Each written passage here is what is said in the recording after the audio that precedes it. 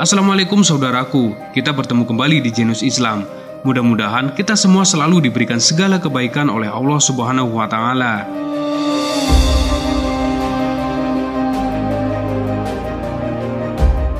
Umat Islam dilarang mengambil riba dan melibatkan diri dengan riba. Keharamannya sudah jelas bersumber dari beberapa surah Al-Quran dan hadis Rasulullah SAW. Allah menghalalkan jual beli dan mengharamkan riba. Dan setiap kegiatan usaha haruslah berdasarkan prinsip syariah dan kehati-hatian.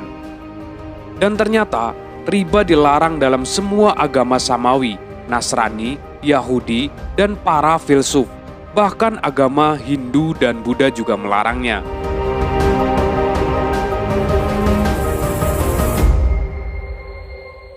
Larangan riba umat Yahudi. Kitab suci Taurat sebagai berikut. Eksodus 22 ayat 25. Tuhan berkata, "Jika kamu meminjamkan uang di antara kamu kepada salah satu dari orang-orangku yang membutuhkannya, maka janganlah kamu berbuat seperti yang dilakukan money lender dengan mengenakan bunga. Jangan dibebankan bunga kepada peminjam itu." Dikutip dari versi internasional yang baru. Dalam agama Yahudi, kitab Taurat, bahasa Yahudi untuk hukum Musa atau Pentateuch, 5 kitab pertama Perjanjian Lama, melarang riba di kalangan bangsa Yahudi. Sementara paling tidak satu orang ahli melihat dalam Talmud hukum lisan yang melengkapi kitab tertulis untuk kaum Yahudi Ortodoks, suatu bias yang konsisten terhadap kemunculan riba atau laba. Larangan riba untuk kaum Nasrani. Larangan riba dalam kitab Injil diantaranya sebagai berikut.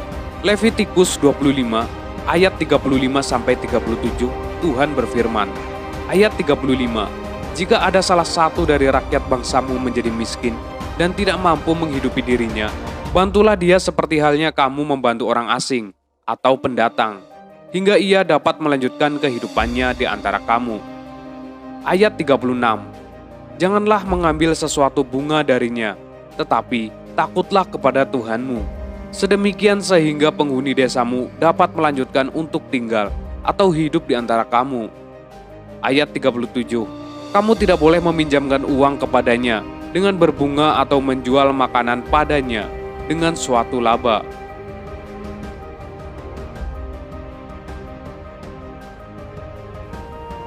Dalam agama Kristen, pelarangan yang keras atau riba berlaku selama lebih dari 1400 tahun. Secara umum, semua kontrol ini menunjukkan bahwa penarikan bunga apapun dilarang, tetapi secara berangsur-angsur hanya bunga yang terlalu tinggi yang dianggap sebagai mengandung riba.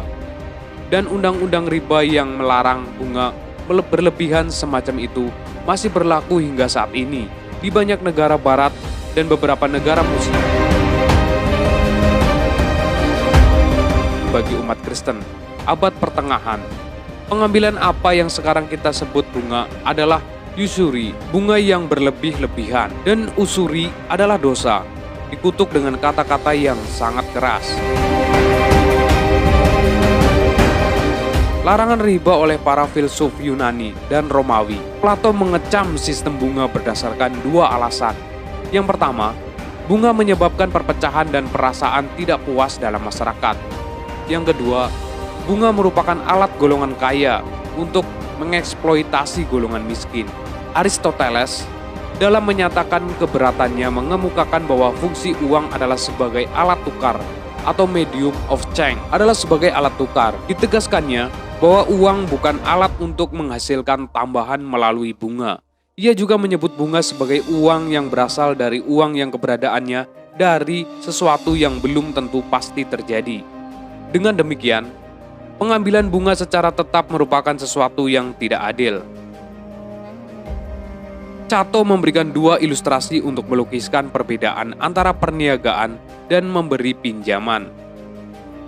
Yang pertama, perniagaan adalah suatu pekerjaan yang mempunyai resiko, sedangkan memberi pinjaman dengan bunga adalah sesuatu yang tidak pantas. Dan yang kedua, dalam tradisi mereka terdapat perbandingan antara seseorang pencuri dengan seorang pemakan bunga. Pencuri akan didenda 2 kali lipat, sedangkan pemakan bunga akan didenda 4 kali lipat. Larangan riba dalam agama Hindu dan India kuno. Di India kuno, hukum yang berdasarkan Weda, kitab suci tertua agama Hindu, mengutuk riba sebagai sebuah dosa besar dan melarang operasi bunga. Gopal 1935, Rangaswani 1927. Vasista, pembuat hukum Hindu yang terkenal sepanjang waktu, membuat hukum khusus melarang kasta yang lebih tinggi, Brahmana dan Ksatria, meminjamkan dengan bunga. Fisher dan Macintosh 1998.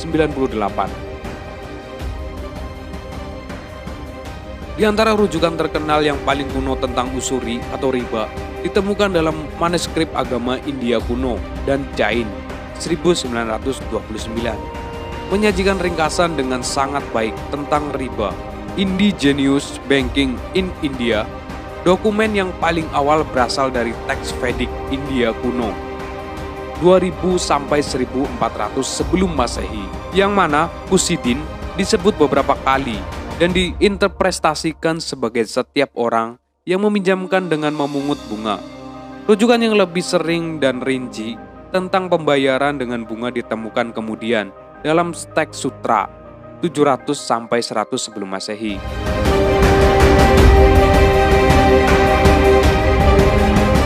Saudaraku, jangan lupa berbagi informasi Islami dengan cara share video ini, karena sebaik-baik manusia adalah yang bermanfaat bagi sesamanya. Wassalamualaikum warahmatullahi wabarakatuh.